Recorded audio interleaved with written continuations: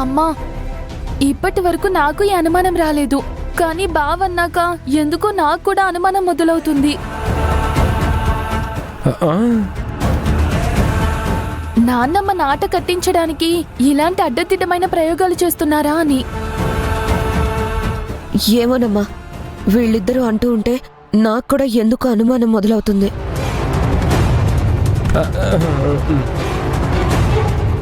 అసలే నాన్నకి మనకన్నా ఆ నీలవేణియే ఎక్కువైపోయింది. ఆ నీలవేణిని ఆకాశం నుంచి దిగబడ్డ దేవతలా చూస్తూ ఉంటారు. మనల్ని మాత్రం పేడ పురుగుల కన్నా హీనంగా చూస్తూ ఉంటారు. నాన్న మన మీద ఏమైనా పగబట్టుంటారంటావా? చచ్చా, మీ నాన్న గురించి నాకు బాగా తెలుసు. మహా అయితే మనం మారాలనుకుంటారే కానీ మన మనుగడే ప్రశ్నార్థకం చేసే పనులు చెయ్యరు. మీరు అనవసరంగా అతిగా ఆలోచించకండి.